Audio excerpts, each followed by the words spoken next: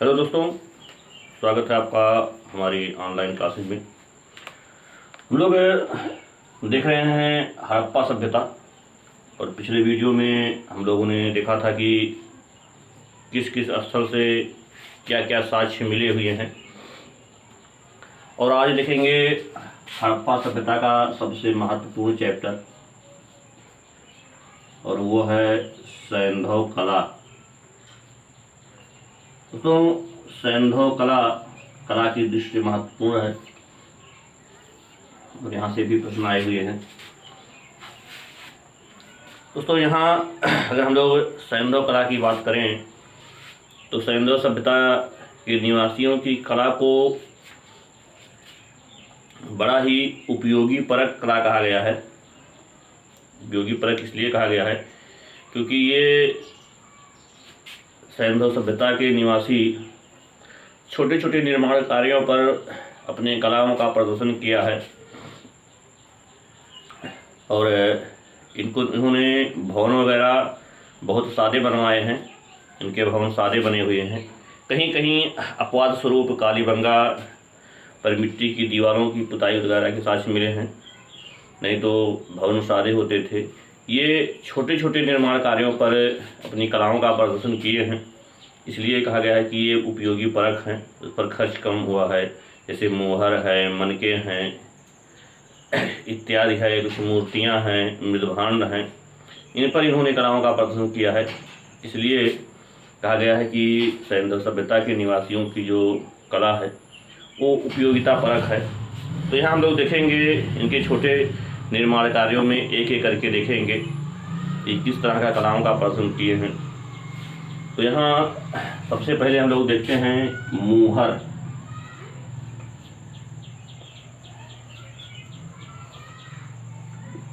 तो मूहर हम लोग जब साक्ष्य देख रहे थे तब देखे थे कि विभिन्न प्रकार की मूहरों के खुदाई से साक्ष्य मिले हैं।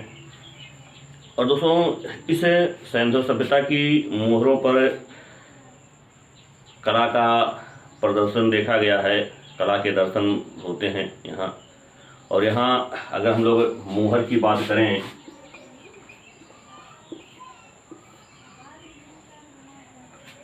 तो यहाँ मूहर सर्वाधिक जो है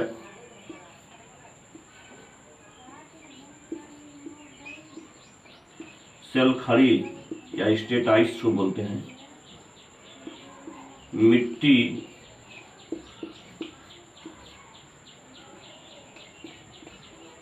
धातु,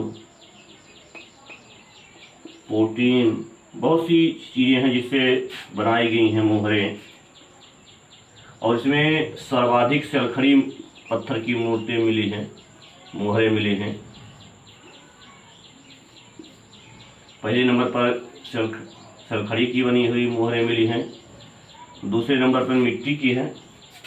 तो पहला दूसरा अधिकतर प्रश्न पूछा गया है, सेलखड़ी को लेकर के पूछा गया है कि सर्वाधिक मोहरें किसकी बनी हुई मिली हैं। दोस्तों, यहाँ हम लोग देखते हैं कि अगर धातु की केवल 2 मोहरें लोथल और देसलपुर से मिली हैं।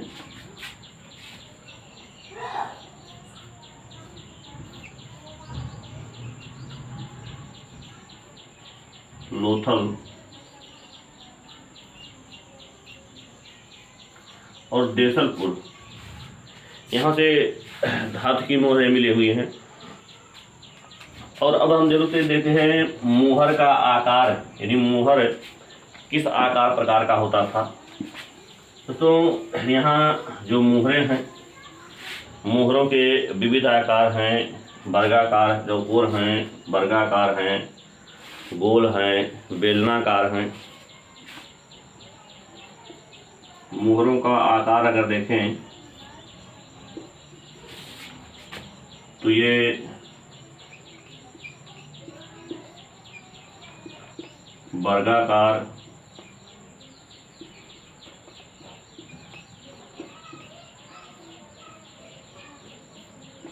आयताकार, गोल,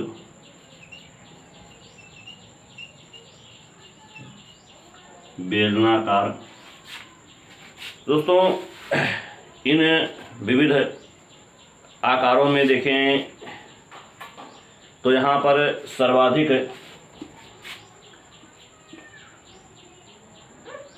वर्गाकार मोहरें मिली हैं। तो यहाँ सर्वाधिक वर्गाकार है, क्योंकि दोस्तों अगर विकल्प में चौकोर दे दे कि किस आकार की मोहरें सबसे अधिक हैं, तो चौकोर वाला विकल्प लगाइएगा, क्योंकि चौकोर में आपका आयत और प्लस वर्ग दोनों आ जाता है।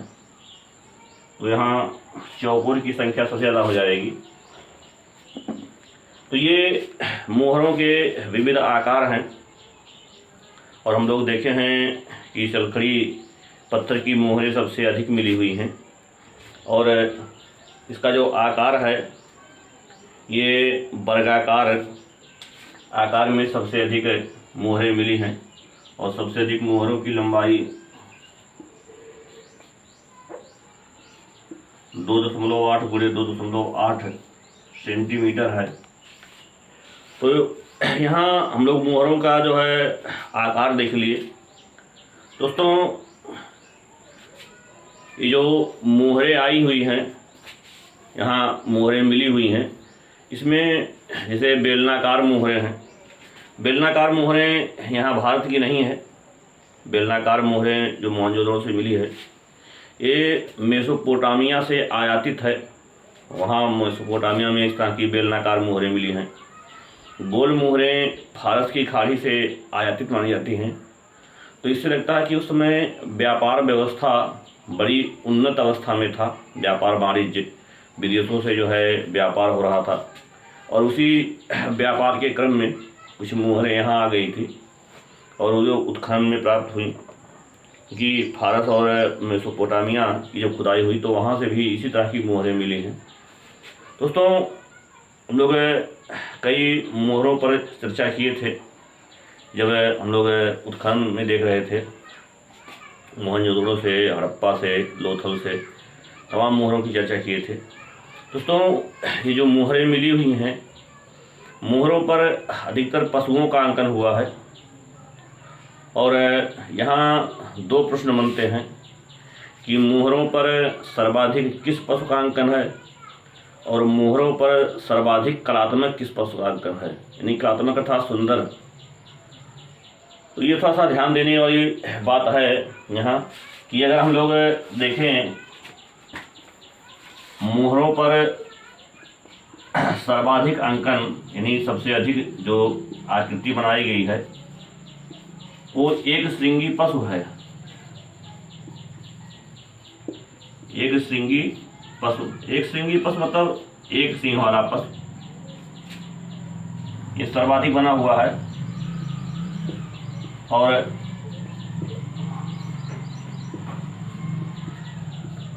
सबसे सुंदर मोहर की बात की जाए, जो पशु बने हुए हैं, वो है कुकुदमान वृषभ।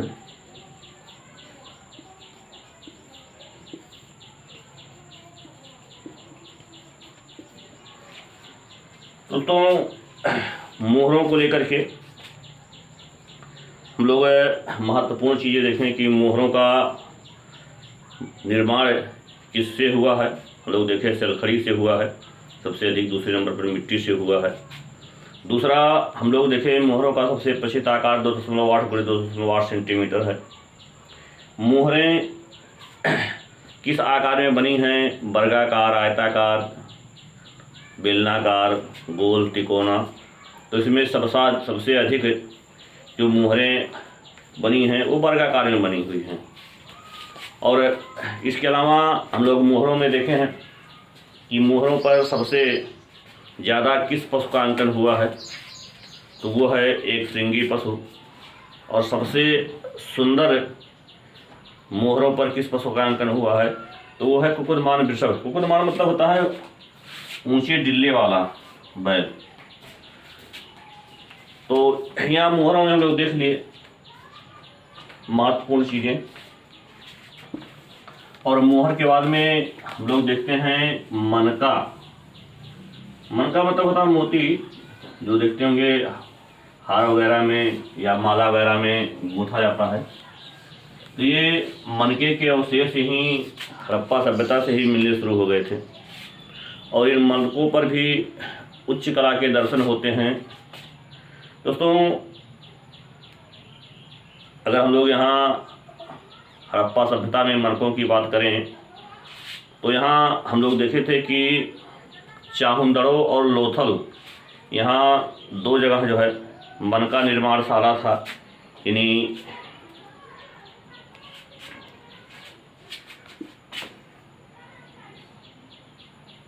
या फैक्ट्री कह सकते हैं सामान्य शब्दों में। एक तो आपके लोथल में फैक्ट्री बनी हुई थी और एक चाहुंदड़ो में बनी हुई थी। दोस्तों, ये जो मनका है इनके विविध आकार प्रकार होते थे। इसमें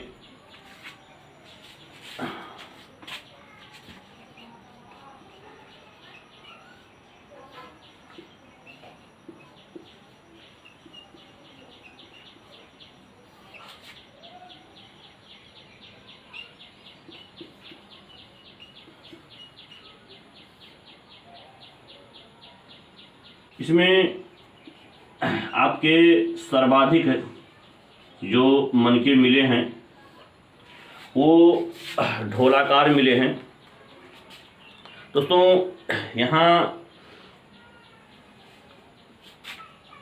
जो मनके मिले हैं वो पत्थर के मिले हैं, सोने के मिले हैं, चांदी के मिले हैं, मिट्टी के मिले हैं।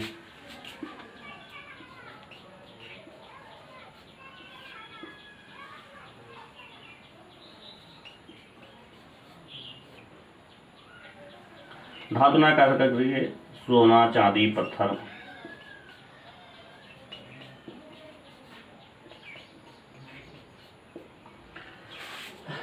और इसमें जो मनके का जो है सबसे प्रचलित आकार है, यह जो है ढोलाकार है। और सर्वाधिक कलात्मक अगर हम लोग मनके की बात करें तो यहाँ मोहनजोदड़ो से एक मनका प्राप्त हुआ है और इस मनके पर 3 बंदर का अंकन है। और ये 3 बंदर गांधी वाले 3 बंदर नहीं थे, यहाँ बंदर एक दूसरे की कमर में हाथ डाले हुए है, वो दूसरे कमर में है, वो दूसरे की कमर में है। तो इस तरह से 3 बंदर बनाए गए हैं और ये इस मनके पर बने हुए हैं। तो ये मनका सबसे सुंदर है या कलात्मक है जो मोहनजोदड़ो से मिला हुआ है। तो इस तरह से हम लोग मनका देख लिए। मनका में सबसे सुंदर या सबसे प्रसिद्ध आकार क्या था? ढोलाकार था। सबसे सुंदर मनका कौन सा है? किस किस से मनके बनाए जाते थे? मनका बनाने की कौन कौन सी फैक्ट्रियां हैं? तो ये हम लोग मनका के बारे में देख लिए या मोती के बारे में देख लिए। और इसके बाद में हम लोग देखते हैं मूर्ति कला, क्योंकि यहाँ पर हम लोग देखे थे उस खंड में बड़े पैमाने पर मूर्ति के साक्ष्य मिले हैं। तो दोस्तों, यहाँ हड़प्पा सभ्यता में 3 प्रकार की मूर्तियाँ मिली हैं। एक तो पत्थर की मूर्ति, दूसरी धातु की मूर्ति,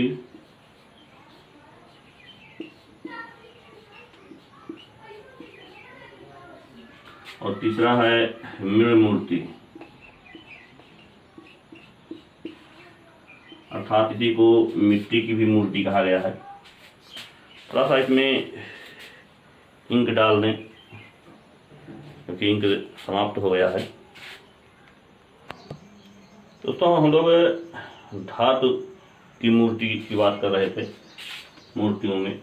और धातु की जो मूर्तियाँ होती थी उसके बनाने की जो विधि होती थी उसको द्रविभ्रष्ट मोम विधि, बंद साचा विधि, मधुचीष्टा विधि, या इस समय एक ढोकरा पद्धति कह सकते हैं।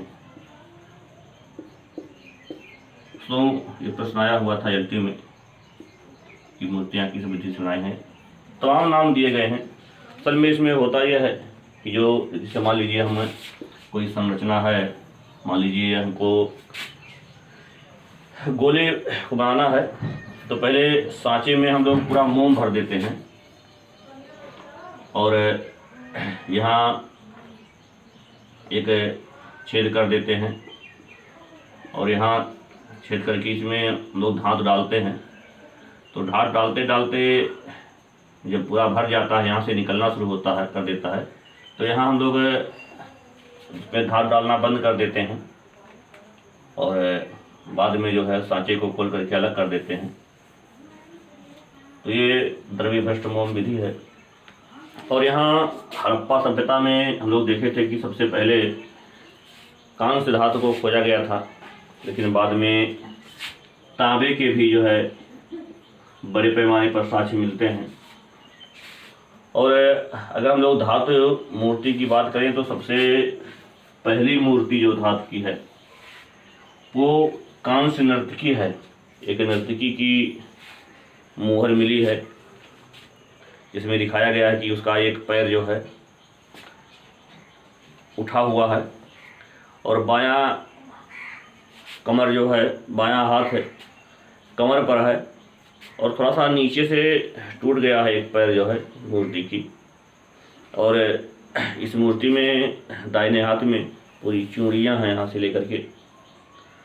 और यहाँ देखे हैं कि जब ये मूर्ति की खुदाई हुई थी तो भारत पाकिस्तान का बंटवारा नहीं हुआ था और ये मूर्ति वर्तमान समय में राष्ट्रीय संग्रहालय नई दिल्ली में है। दोस्तों, इस मूर्ति की लंबाई को लेकर के विभिन्न किताबों में भिन्न भिन्न लंबाइयाँ दी गई हैं, लेकिन एथेंटिक किताबों में देखा गया तो वहाँ 12.5 सेंटीमीटर ही लंबाई उसकी मिलती है। और दोस्तों, यहाँ धातु की कांस्य नर्तकी के अलावा धातु के और भी विभिन्न पशु पक्षियों की आकृतियाँ मिली हैं, हम लोग देखते हैं। दोस्तों, हम लोगों ने कांस्य की नर्तकी देखे थे और इसके अलावा यहाँ तांबे की भी विभिन्न मूर्तियाँ विभिन्न स्थानों से प्राप्त हुई हैं उत्खनन से, जिसमें कालीबंगा से हम लोग देखे हैं तांबे का वृषभ मिला हुआ है, लोथल से तांबे का कुत्ता मिला है, चाहुंदड़ों से तांबे का बतख मिला है और हड़प्पा से पुरुष आकृति, इक्का गाड़ी और स्केल मिले हैं, हम लोग ये देखे भी थे।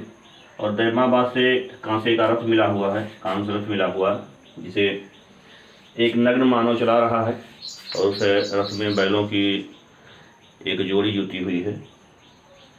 तो ये कुछ धातु की मूर्तियां हैं जो सिंधु घाटी सभ्यता या हड़प्पा सभ्यता से प्राप्त हुई हैं। इसके बनाने की विधि हम लोग देखें और इसके बाद में हम लोग देखते हैं पाषाण मूर्ति। दोस्तों, यहाँ हम लोग देखें पाषाण मूर्ति, तो पाषाण मूर्ति के जो बनाने की विधि है वो तक्षण विधि है। तक्षण विधि अर्थात उसे छीनी हथौड़ी से काट कर बनाया जाता था। तो यहाँ हड़प्पा से प्राप्त दो मानव धड़ की हम चर्चा किए थे। एक लाल बलुआ पत्थर का बना हुआ 9 सेंटीमीटर लंबा और दूसरा श्याम अर्थात काले बलुआ पत्थर से बना हुआ 10 सेंटीमीटर लंबा मानव धड़, यानी यहाँ से कमर से लेकर के यहाँ तक। और यही पूरे सिंधु घाटी सभ्यता से मिली मूर्तियों में चाहे वो धातु की मूर्ति हो, चाहे पत्थर की मूर्ति हो, चाहे मिट्टी की मूर्ति हो, ये सर्वाधिक कलात्मक है। दोस्तों यहाँ जो लाल बलुआ पत्थर की बनी हुई मूर्ति है ये योग की मुद्रा में है, और मार्शल महोदय ने इसे शिव का योगी रूप भी कहा था, जबकि जैन धर्म के मतावलंबी इसे अपना प्रथम तीर्थंकर ऋषभदेव की मूर्ति मानते हैं। दोस्तों एक तो ये मूर्ति है, एक दूसरी मूर्ति है जो 10 सेंटीमीटर लंबी है। ये मूर्ति दोस्तों इस 10 सेंटीमीटर लंबी मूर्ति में ये काले बलुए पत्थर से बना हुआ है, और मार्शल ने इसे नृत्य युवक की मूर्ति माने हैं।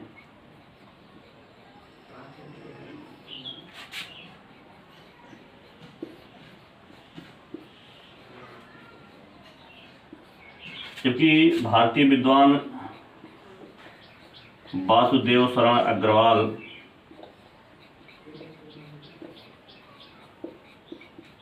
स्थापत्य कला पर उनकी बड़ी महत्वपूर्ण पुस्तक है। इन्होंने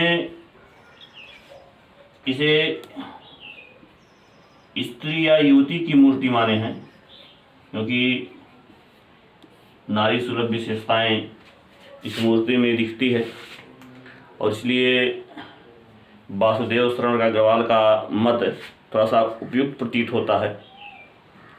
तो दोस्तों ये जो मूर्ति मिली है ये नृत्यत अवस्था में है, उसके अंग प्रत्यंग की बनावट जो है वो नृत्यत रूप में है। तो ये वासुदेव शरण अग्रवाल स्त्री माने हैं और मार्शल ने पुरुष माना है। तो ये हम लोग मूर्तियाँ देख लिए हैं, धातु की मूर्तियाँ, और इसके बाद में हम लोग देखेंगे सारी पत्थर की मूर्तियाँ देख ली हैं। इसके बाद में हम लोग देखेंगे मिट्टी की मूर्तियाँ, मृद मूर्तियाँ।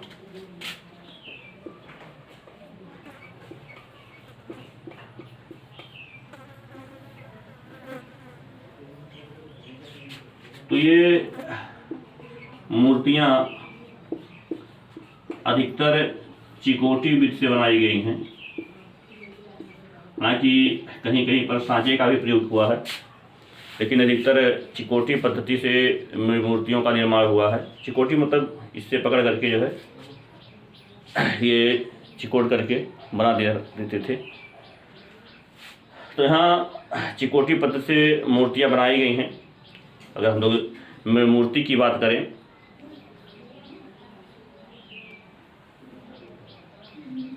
दोस्तों, अभी धातु पत्थर की मूर्तियों में कुछ और मूर्तियां हैं जो बहुत महत्वपूर्ण हैं।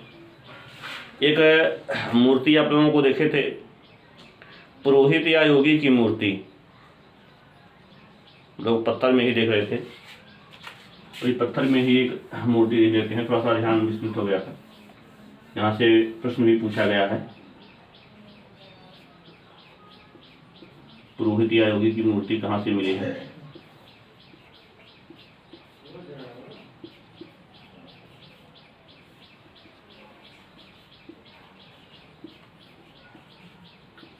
लोग देखे भी थे कि ये मोहनजोदड़ो से मिली हुई थी, और ये सिलखड़ी पत्थर से बना हुआ है जिसका निर्माण हुआ है।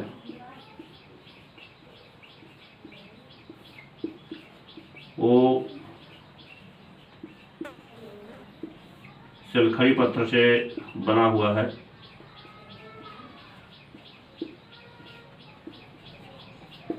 ये सिर युक्त धड़ है, यानी यहाँ सिर से लेकर के यहाँ तक है, और इसमें दिखाया गया है कि यह तिपतिया अलंकरण युक्त साल ओढ़े हुए है, वर्गाकार दाढ़ी रखे हुए है, और बाल पीछे करके सर पर केशबंध रखा हुआ है, हेयर बैंड जिसको कहते हैं। तो ये योगी की मूर्ति में सर्वाधिक कलात्मकता उसके केश विन्यास में दिखती है, बालों की बनावट में दिखती है।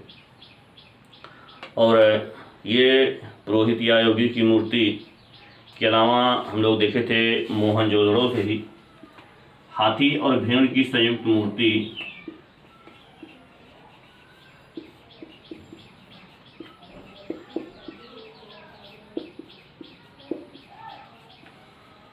यहाँ शरीर तो भेड़ का बनाया गया है, लेकिन मुंह की जगह पर सूंड लगा दिया गया है। तो ये कुछ मूर्तियां हैं, धात पत्थर की मूर्तियां थीं। और पत्थर की मूर्तियों के बाद में हम लोग देखेंगे मिट्टी की मूर्ति।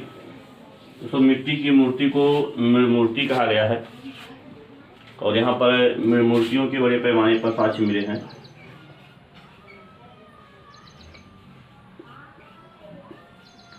मृणमूर्ति या मिट्टी की मूर्ति।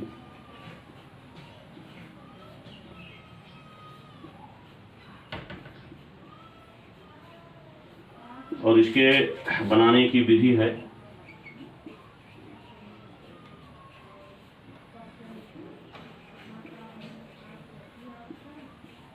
चिकोटी पद्धति। दोस्तों, चिकोटी पद्धति में होता यह है कि पकड़ करके अगल बगल आगे इस तरह से कर दिए, आँख बन गया, इधर से कान बन गया, इधर से चिकोटी कर दिए, नाक बन गई, इधर से चिकोटी कर दिए, मुंह बन गया। तो ये चिकोटी पद्धति से बहुत जल्दी हो जाता था। और यहाँ से जो अधिकतर मूर्तियाँ मिली हैं वो चिकोटी पद्धति से बनाई गई हैं। और यहाँ भारी संख्या में मिट्टी की बनी हुई पशु पक्षियों की, मानव की मूर्तियाँ मिली हैं। और इसमें लगभग 75% पशुओं की ही मूर्तियाँ मिली हैं। यहाँ जो मूर्तियाँ मिली हैं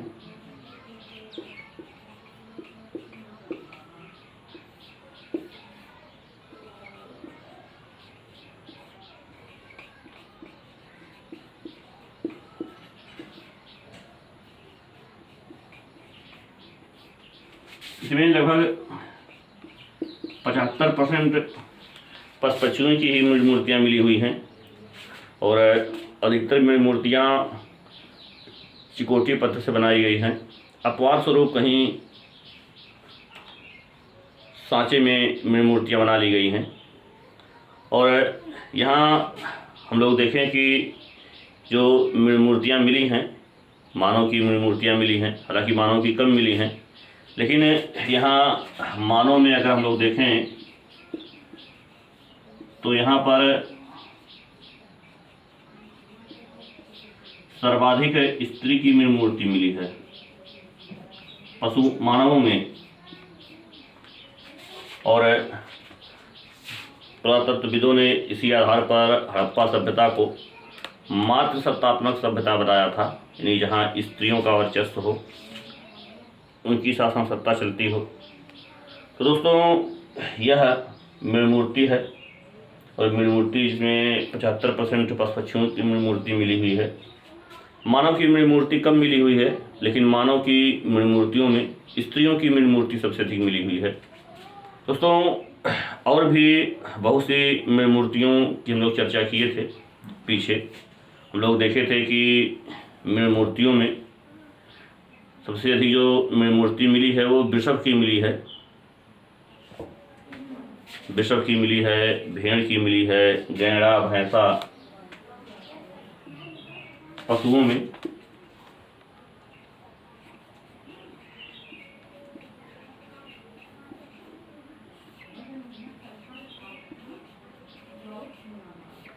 सबसे अधिक वृषभ की मूर्ति मिली है। भेड़ और गैंडा, इसमें सबसे अधिक वृषभ हैं मूर्तियों में। दोस्तों, यहाँ और भी मूर्तियाँ मिली हैं, बहुत महत्वपूर्ण नहीं है। और इसमें हड़प्पा से हम लोग देखे थे मछली, कछुआ, घड़ियाल, जलचरों की मूर्तियाँ मिली हुई थी। लोथल से गुरिल्ला की गाय की मूर्ति मिली हुई थी। लेकिन दोस्तों मूर्तियों में एक चीज़ देखें कि यहाँ गाय, घोड़ा, ऊंट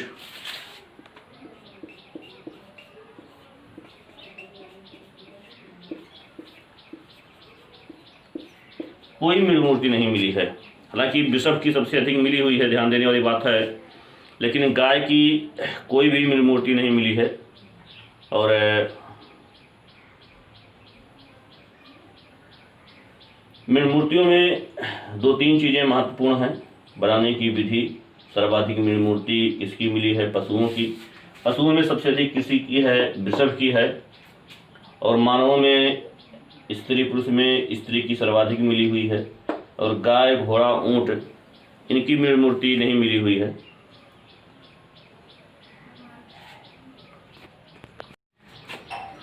दोस्तों हम लोग मृदभांड कला देख रहे हैं, यानी मिट्टी के बर्तन यहाँ पर खूब विकसित थे और अधिकतर मिट्टी के बर्तन चाक पर बनाए गए थे। हम लोग देखे थे जब पूरा पाषाण काल देख रहे थे तो उसमें देखे थे कि नवपाषाण काल में मानव ने मृदभांड बनाना शुरू कर दिया और यहाँ आते आते मृदभांड कला उन्नत अवस्था में पहुँच गई। और यहाँ जो मृदभांड बने हैं, आप लोगों को बताए थे, ज़्यादातर चाक पर बनाए गए हैं। और इन मृदभांडों पर जो सबसे अधिक चित्रकारी की गई है वो वनस्पतियों की गई है। और यहाँ इन मृदभांडों में लाल, काला, हरा, पीला, सफ़ेद इत्यादि रंगों का प्रयोग करके मृदभांड बनाए गए हैं। और मृदभांड बड़े ही सुंदर और उत्कृष्ट कोट के यहाँ बने हुए हैं। दोस्तों इसके बाद में एक और चैप्टर आता है सैंधव लिपि। आप लोग कहेंगे कि जब लिपि पढ़ी ही नहीं गई तो उसके बारे में क्या अध्ययन करना है। दोस्तों अभी तक तो इस लिपि को नहीं पढ़ा गया है और पुरातत्वविदों का मानना कि लगभग 400 अक्षरों का प्रयोग हुआ है। तो लिपि बड़ी कठिन रही होगी, क्योंकि हम लोग देखे हैं कि कहते हैं कि अंग्रेजी में मात्र 26 अक्षर है स्वर व्यंजन में, हिंदी में 52 हैं। तो हिंदी कठिन मानी जाती है क्योंकि यहाँ अक्षरों की संख्या ज़्यादा है। तो यहाँ जब 400 अक्षर थे तो जाहिर सी बात है कि कठिन है। इसे पढ़ने का बहुत से लोगों के द्वारा प्रयास किया गया, जिसमें SR राव, आई महादेवन, KN वर्मा, अरुण पाठक, लेकिन कोई भी इसको अभी तक पढ़ नहीं पाए। कुछ लोगों ने तो पढ़ने का दावा भी किया था, लेकिन वो झूठा दावा था। और अभी तक यह सभ्यता अद्य ऐतिहासिक सभ्यता के रूप में ही बनी हुई है, क्योंकि यह की जो लिपि है उसे अभी तक पढ़ा नहीं जा सका। दोस्तों यहाँ सैंधव की जो लिपि है वो चित्राक्षर है, यानी चित्र की तरह अक्षर बनाए गए हैं। इसीलिए इस लिपि को चित्राक्षर या चित्र लेखात्मक भी इसी को कहा दिया गया है, चित्र की तरह लिखा गया है।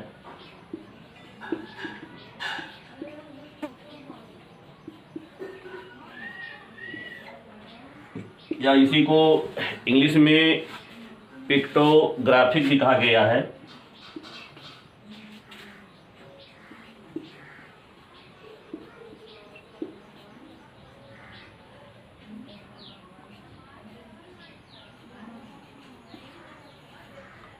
ये लिपि पिक्टोग्राफिक है। दोस्तों ये जो लिपि थी ये दाएं से बाएं जाती थी, बाएं से दाएं आती थी। जैसे यहाँ से लिखते गए तो सामान्य रूप से देखा था कि यहाँ से लिखते गए तो फिर यहाँ से लिखेंगे, जो है फिर यहाँ से लिखेंगे, लेकिन ये ऐसा नहीं होता था। और इसी को जो लेखन पद्धति होती है इसको गोमूत्रिका पद्धति बोलते थे, या इंग्लिश में इसको बोस्ट्रोफेडेन बोलते थे।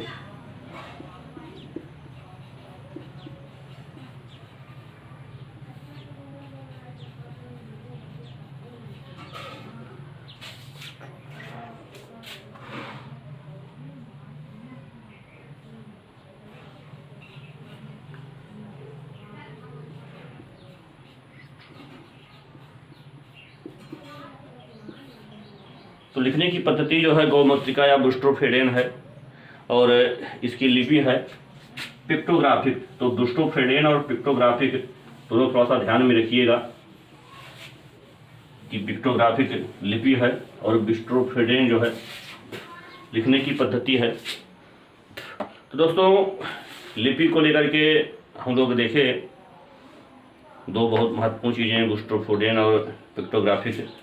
तो इस तरह से हमारा हड़प्पा सभ्यता का चैप्टर समाप्त हो गया है, और अगले वीडियो में हम लोग चलेंगे गुफाओं में और देखेंगे गुफाओं में चित्रकला। बहुत महत्वपूर्ण चैप्टर है गुफाओं में चित्रकला, जिसमें हम लोग जोगी मारा, बाघ, बादामी, सिगिरिया, चित्तलवासल, एलिफेंटा, अजंता, कई गुफाएं देखेंगे, गुफाओं की स्थिति देखेंगे और गुफाएं कहाँ हैं, चित्रों की विशेषता देखेंगे, चित्र देखेंगे। तो इस वीडियो में बस इतना ही। धन्यवाद।